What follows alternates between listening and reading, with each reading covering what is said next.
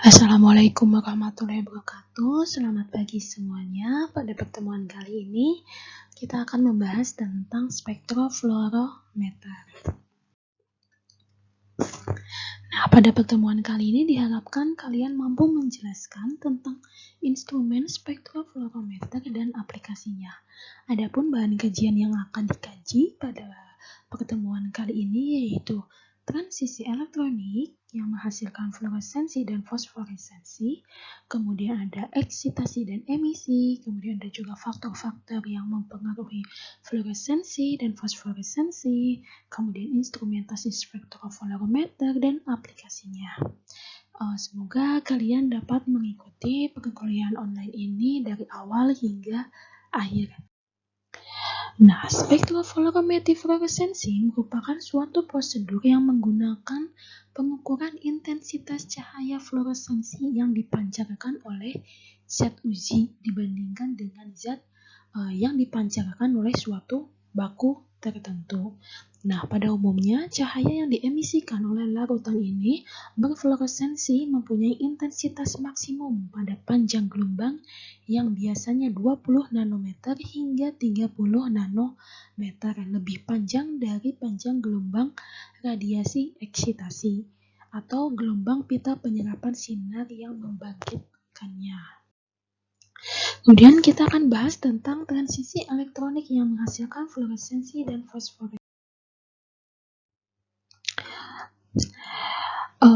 Dalam istilah spektro itu ada istilah luminesensi, yaitu emisi cahaya dari berbagai substansi dan terjadi dari keadaan elektron yang tereksitasi menuju keadaan ground state. Kemudian luminesensi ini terdiri dari dua macam, yakni fluoresensi dan fosforesensi. Nah, fluoresensi itu terjadi dari keadaan singlet excited state ke ground state tanpa perubahan spin elektron. Sedangkan kalau fosforesensi ini terjadi dari keadaan triplet excitation state ke ground state disertai perubahan spin elektron. Nah, banyak senyawa kimia ini memiliki sifat fotoluminesensi, yaitu dapat dieksitasikan oleh cahaya dan memancarkan kembali sinar dengan panjang gelombang sama atau berbeda dengan semula. Nah, fluoresensi dan fosforesensi ini merupakan peristiwa yang mana suatu senyawa obat atau senyawa kimia ini dapat dieksitasikan oleh radiasi elektromagnetik dan kemudian memancarkan kembali sinar yang panjang gelombangnya sama atau berbeda dengan panjang gelombang semula. Nah, pada peristiwa fluoresensi, pemanjangan kembali sinar oleh molekul obat ini yang telah menyerap energi sinar terjadi dalam waktu yang sangat singkat setelah penyerapan. Nah, pada fosforesensi akan terjadi pemancaran kembali sinar oleh molekul yang telah menyerap energi sinar dalam waktu yang relatif lama. Nah, kemudian kita akan akan bahas tentang eksitasi dan emisi, di mana eksitasi adalah proses pemindahan elektron akibat dikenainya energi atau cahaya dari keadaan dasar menuju keadaan yang energinya lebih tinggi. Sedangkan proses emisi yaitu proses perpindahan elektron kembali ke keadaan dasar sehingga energi yang diserap akan dibebaskan kembali dalam bentuk pancaran gelombang elektromagnetik atau disebut juga dengan foton. Nah, ketika elektron turun dari keadaan tereksitasi ke keadaan dasar, maka memancarkan energi foton. Nah, energi dari foton ini tergantung pada perbedaan antara bagian tingkat energi dan bagian bawah eksitasi elektron tersebut. Nah, di sini ada faktor-faktor yang mempengaruhi fluoresensi dan fosforesensi. Yang pertama ada hasil kuantum, yaitu berupa efisiensi kuantum dan medan kuantum, yaitu merupakan bilangan yang menyatakan perbandingan antara jumlah molekul yang berfluoresensi terhadap jumlah total molekul yang tereksitasi. Nah, besarnya kuantum ini diharapkan adalah mendekati 1, yang berarti efisiensi fluoresensinya sangat tinggi. Jadi diharapkannya itu 1 supaya fluoresensinya itu tinggi. Nah, faktor yang mempengaruhi kedua yaitu kekakuan struktur. Jadi fluoresensi ini dapat terjadi dengan baik jika molekulnya itu memiliki struktur yang kaku atau yang rigid. Jadi diusahakan nanti sampelnya itu kaku atau rigid. Kemudian yang ketiga ada pengaruh suhu. Di sini bila suhunya makin tinggi, maka efisiensi kuantum fluoresensi makin berkurang. Hal ini disebabkan pada suhu yang lebih tinggi, tabrakan antar molekul atau tabrakan molekul dengan pelarut ini menjadi lebih sering, yang mana pada peristiwa tabrakan, kelebihan energi molekul yang tereksitasi ini dilepaskan ke molekul pelarut. Jadi, semakin tinggi suhu, maka terjadi konveksi keluar besar. Akibatnya, efisiensi kuantum berkurang. Kemudian, faktor yang mempengaruhi selanjutnya adalah faktor pelarut. Nah, jika pelarutnya makin polar, maka intensitas fluoresensi ini makin besar.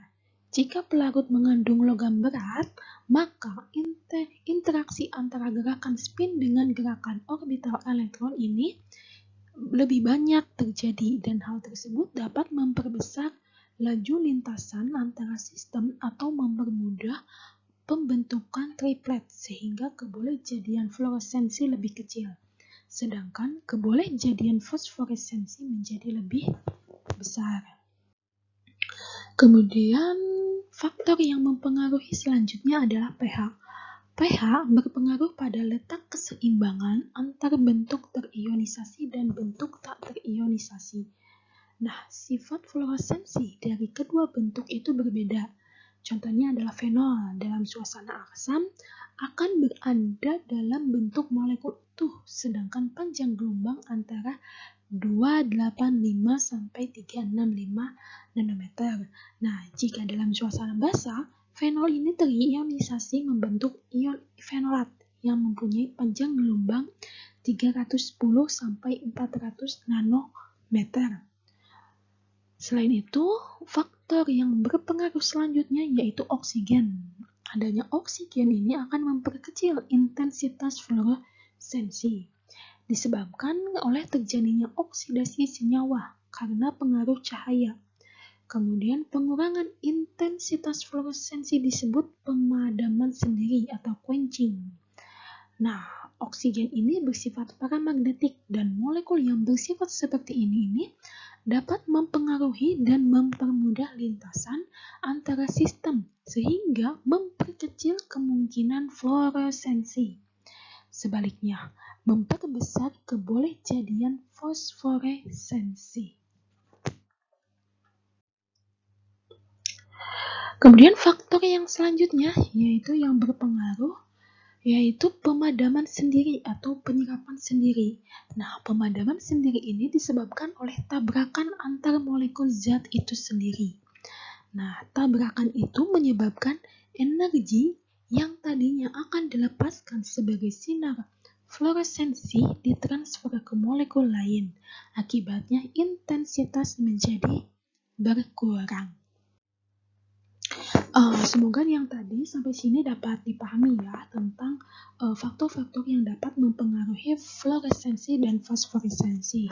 Nah, untuk selanjutnya kita akan bahas tentang prinsip dasar spektrofluorimetri. Nah, prinsip dasar spektrofluorimetri yaitu sinar monokromatis penyebab promosi elektron pada senyawa organik atau atom yang kemudian elektron ini mengalami kehilangan sebagian energi kinetiknya dan selanjutnya elektron kembali ke tingkat dasar dengan mengemisikan sinar dengan panjang gelombang yang lebih besar.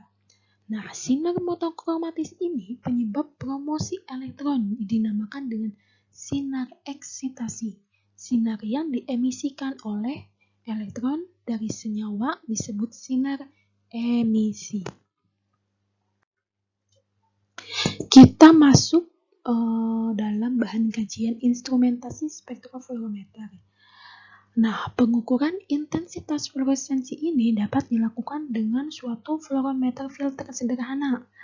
Nah, instrumen yang dipergunakan ini bermacam-macam, mulai dari yang paling sederhana sampai ke yang sangat kompleks, yaitu spektrofotometer. Nah, komponen dari instrumen spektrofluorimeter ini yaitu yang pertama ada sumber energi eksitasi, kupet untuk sampel, kemudian ada juga monokromator dan detektor. Jadi pada umumnya spektrofluorimeter ini mengandung 4 komponen utama, yaitu yang seperti saya sebutkan tadi. Ini adalah bagian dari spektrofluorimeter, di mana ada sumber cahaya, kemudian monokromator, sampel sel, kemudian nanti masuk ke emisi monokromator dan dideteksi oleh detektor. Dari gambar tersebut dapat dilihat bahwa komponen spektrofluorometer ini hampir sama dengan komponen spektrofotometer. Jadi ada perbedaan antara keduanya, yaitu kalau spektrofluorometer ini memiliki 2 monokromator, di mana salah satunya itu digunakan untuk panjang gelombang eksitasi dan yang lainnya digunakan untuk panjang gelombang emisi. Lihat ya, di bagian itu ada 2 monokromator. Kita bahas satu-satu. Yang pertama itu ada sumber energi eksitasi, yaitu pada sumber energi ini dibahas banyak terjadi sumber radiasi. Yang pertama ada lampu merkuri, ada lampu tungsten, ada lampu pancar xenon. Nah, masing-masing ini memiliki kelebihan dan kekurangannya masing-masing. Nah, kalau dalam lampu merkuri ini relatif lebih stabil dan memancarkan energi terutama pada panjang gelombang diskret. Kemudian kalau lampu tungsten memberikan energi kontinu di daerah sinar tampak. Kemudian kalau lampu pancar xenon ini bertekanan tinggi. Nah, seringkali digunakan pada spektrofluorometer karena alat tersebut merupakan sebuah sumber dengan intensitas tinggi yang menghasilkan energi kontinu dengan intensitas tinggi dari UV sampai inframerah. Nah, pada filter fluorometer ini digunakan lampu uap raksa sebagai sumber cahaya dan energi eksitasi diseleksi dengan filter. Nah, ini untuk sumber energi eksitasi pembahasannya kita masuk. Kemudian kita masuk ke kuvet untuk sampel, di mana kuvet ini sebagai wadah untuk penyimpanan sampel ya. Jadi sel spesimen ini digunakan dalam pengukuran fluoresensi, dapat berupa tabung bulat atau sel 4 persegi panjang, sama seperti yang digunakan pada spektroskopi resapan. Nah, ukuran spesimen uji yang sesuai adalah 2 ml sampai 3 ml. Nah, spektrofotometer ini harus dioperasikan sesuai dengan petunjuk dari pabrik pembuat. Kuvet ini tidak boleh berfluoresensi dan tidak boleh tergores karena dapat menghamburkan. Jadi harus penanganannya harus lebih hati-hati jika menggunakan kuvet, sama seperti kuvet yang ada di UV vis.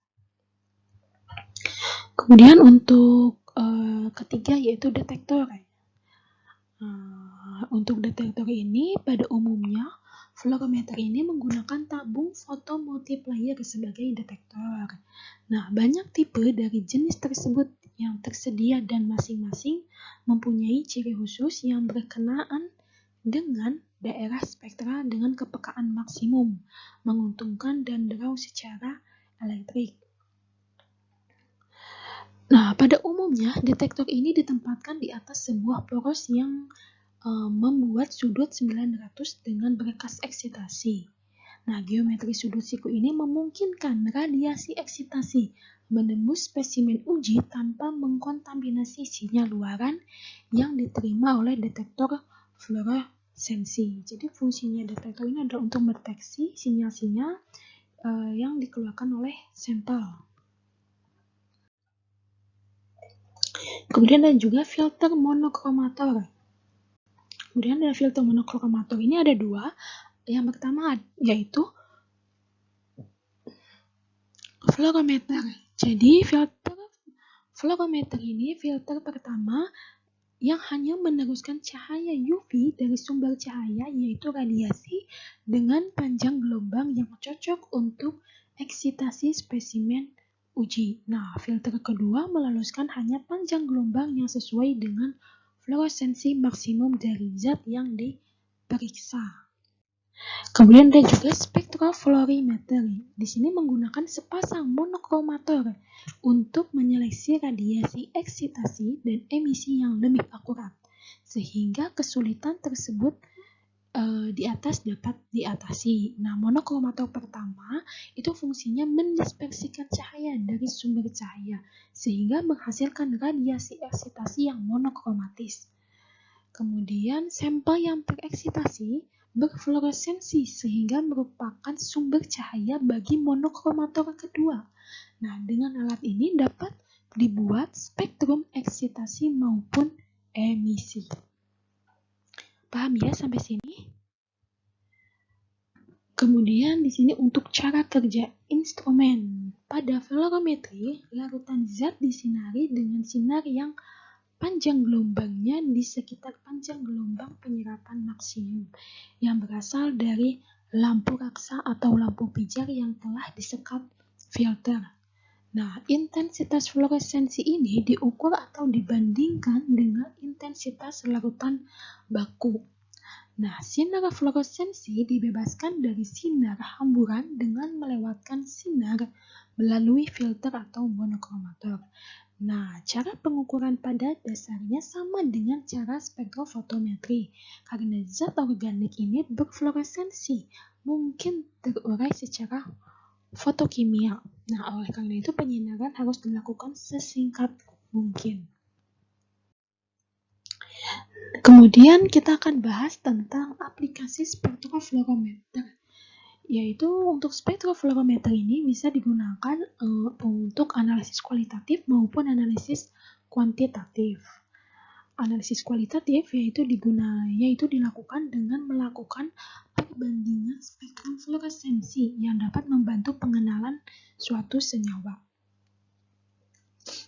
Sedangkan pada analisis kuantitatif yaitu dengan cara pengukuran pada kadar yang sangat rendah dengan ketepatan atau keterulangan dan kepekaan tinggi, yaitu menggunakan kurva baku. Contohnya di sini pada pengukuran kadar vitamin E. Bila panjang gelombang emisi dan eksitasi telah dipilih, maka dapat dibuat hubungan antara intensitas fluoresensi dengan konsentrasi senyawa. Intensitas fluoresensi tergantung pada tingkat konsentrasi senyawa. Jadi nanti dibuat plot antara intensitas dengan konsentrasi, sama halnya seperti kurva baku. Kurva baku kan seperti itu. Nah, di sini spektrofluorometri ini dapat diaplikasikan pada berbagai bidang, yaitu yang pertama farmasi, yaitu untuk analisis obat, contohnya aspirin, morfin, kemudian analisis sumber vitamin. Kemudian pada bidang biokimia seperti analisis steroid, analisis protein, analisis enzim. Pada bidang pertanian dapat digunakan untuk analisis berbagai jenis pestisida. Kemudian pada bidang industri digunakan untuk analisis berbagai senyawa aromatis dan deterjen. Di sini ada contoh analisis kadar paracetamol dalam tablet dengan spektrofluorometri. Di sini sama seperti prosedur untuk praktikumnya, ada alat baku, prosedur kerja. Jadi dibuat dulu larutan baku, kemudian step selanjutnya yaitu penentuan homogenitas campuran. Jadi ditentukan homogenitasnya berdasarkan nilai CV.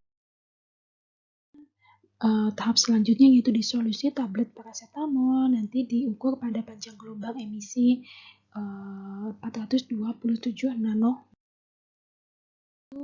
baru dilakukan penetapan kandungan zat adiktif, yaitu dibaca dengan spektrofluorometer dengan panjang gelombang eksitasi 335 nanometer dan panjang gelombang emisi 427 nanometer.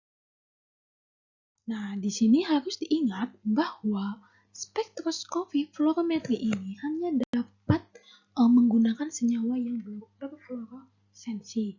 Nah, supaya terjadi fluoresensi harus terjadi peresapan cahaya yang kuat oleh suatu molekul.